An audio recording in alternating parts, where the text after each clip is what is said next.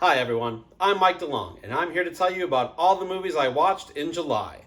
7 of the 12 movies I watched last month were released this year. I also caught up with one more movie from last year, a modern classic, a classic, and 2 nostalgia picks. As always, I'll give you my reviews from least favorite to most favorite. Let me know what you think.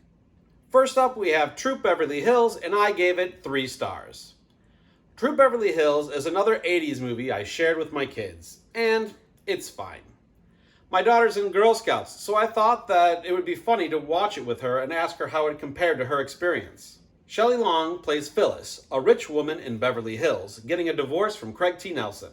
Their daughterness is in the Wilderness Girls, and their troop needs a new leader. Phyllis volunteers, but nobody expects her to last since she can't commit to any job or activity. She determines to make it work. There are a lot of superficial jokes about women in Beverly Hills throughout the movie. I don't think that any of them were too horribly dated or cringy, viewed from a modern perspective.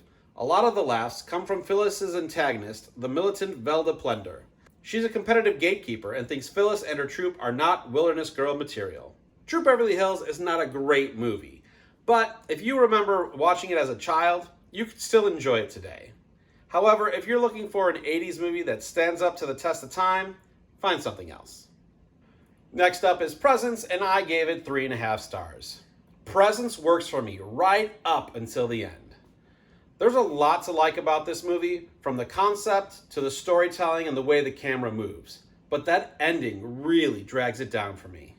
Presents tells the story of a family moving into a new home after the daughter experienced the loss of a friend. From the first shot, we know that there's a ghost in the house because that's the only point of view we get. The camera floats from room to room, downstairs and over railings, but never leaves the house. We also see that the ghost is protective of the daughter. She seems to be managing okay for the most part, but makes some very questionable choices. Eventually, she becomes aware of the ghost's presence. The father is concerned about his daughter, but acts powerless. The mother is involved with something sketchy at work, but seems to only care about her son and his place on the swim team. The son is self-centered and cruel. So you could probably guess how each person reacts to the idea that there's a spirit in the house. One of the things that bothered me about the movie was the mom's seemingly illegal activity doesn't have any bearing on the story and barely resolves, if at all. That's pretty minor to the reveal of who the presence is, though. I hated it. It didn't work for me at all. If you want a good suspenseful movie that just lets you down at the end, Presence is for you. Otherwise, skip it. Next, I have Superman, and I gave it 3.5 stars. As I was watching Superman, I kept asking myself, do I like this? And my answer was usually, I don't know. There really isn't anything wrong with any aspect of the movie, it just didn't come together for me. Superman is trying to stop a war on his own, while Lex Luthor is trying to kill him. Superman gets frustrated when people criticize his actions when he just wants to save lives. I won't go into any more detail here. I think the acting is really good for all the main characters, but there are some minor characters that don't have anything to do, and it just seems weird that they were there. I also had a problem with the people around Luthor. I understand all of them hating Superman, but their lack of morality around other people seemed odd. There was also a base where everyone wore Hawaiian shirts, and that was weird too. The tone of the movie makes it feel like a comic book, which is fine. But it moves from serious to comedic so abruptly, and I found that jarring. I feel there's a subplot about masculinity that I highly value, which juxtaposes Luthor and Pa Kent. But this is a very minor detail. I wouldn't say Superman is a bad movie, but it just didn't work for me on the first viewing. Hopefully, I can see it again and enjoy it more. I also watched K-Pop Demon Hunters, and I gave it 3.5 stars. K-Pop Demon Hunters is an entertaining movie with a great message. Huntrix is a girls' K-pop trio whose music will lock away demons from the earth, preventing people's souls from being stolen. They also kick a lot of demon butt. Their mission is put in jeopardy when a boy band made of demons begins to steal their fans. The audience for this movie is obviously not a man in his mid-40s, but it is good. There's a not-so-subtle message that says we shouldn't be controlled by shame, intrusive thoughts, and fear. If K-pop Demon Hunters were not made for young kids, especially girls, I would say that they kind of beat you over the head with this message, but I think it suits the audience well. The animation and the script are good and have plenty of laughs as well as action. The music also shines and is much better than other musicals my daughter watches. This is definitely a movie you could watch with your kids where everyone will be entertained. The Last Showgirl is next, and I gave it 4 stars. The Last Showgirl seems to be tailor-made for a Pam Anderson comeback, and I would say that it worked with a well-deserved SAG Best Actress nomination. Anderson plays Shelley, an aging showgirl who's been dancing in the same show for over 30 years. The show has become old-fashioned and stale in a Las Vegas that continually pushes boundaries. It's heartbreaking as Shelley tries to reconnect with her estranged daughter, mishandles the relationship she has with the younger women in the show, and tries to find another job. Everyone is good in the movie, and it wouldn't work if Pam Anderson wasn't at her absolute best. The sets, costumes, and cinematography are good here. There are some interludes where Anderson is filmed around Vegas with no dialogue that feel weird, but they still mostly work. This is a great drama, with a great story, and good points about art, aging, and family. I hope Anderson can find more scripts like this one. Fantastic Four First Steps comes next, and I gave it 4 stars.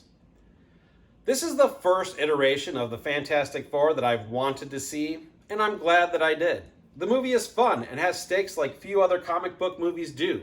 It's been 4 years since the Fantastic Four received their powers. They act as a family and truly have a family dynamic. When the Silver Surfer heralds the coming of Galactus, the team jumps into action, but fails to stop him from coming to destroy the Earth.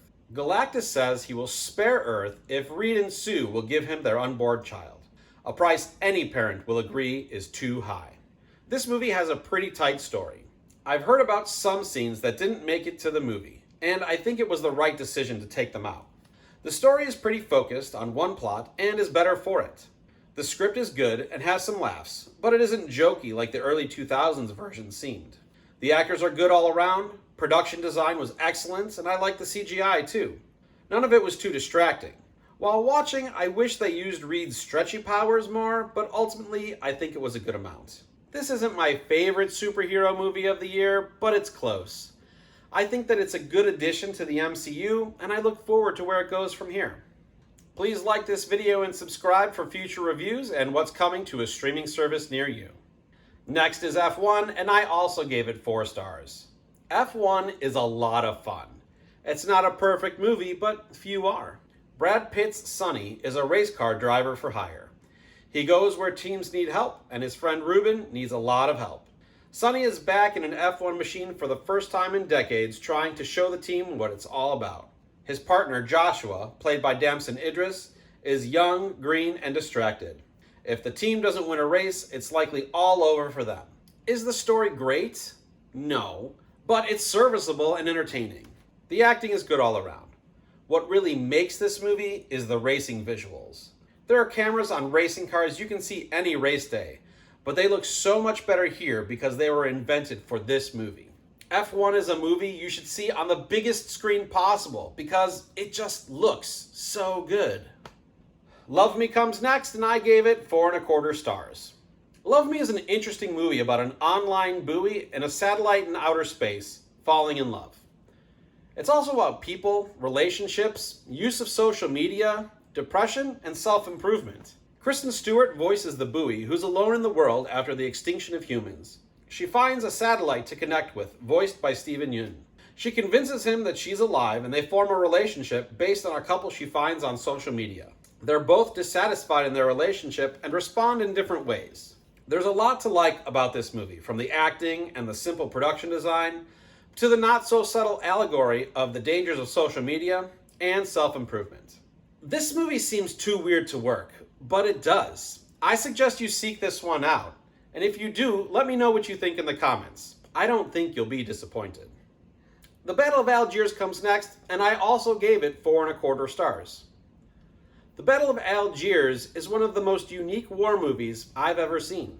It was made in 1966 about events that happened in the 1950s and early 60s when Algeria gained its independence from France. The story begins in 1954 when a criminal is recruited to be in an independence movement called the National Liberation Front, or FLN. This group carries out attacks on their occupiers, but it also works to protect the Algerian population and seeks help from the UN. France is in denial about the popularity of the FLN and works to crush the movement by tightening their fists around the Kasbah, the Muslim quarter of Algiers. This is a very interesting movie to watch. Nearly all the actors are non-professional, but it's not poorly acted. The juxtaposition of the Kasbah and the other parts of Algiers is amazing, where the Kasbah is old and falling apart, but the French areas are modern and clean.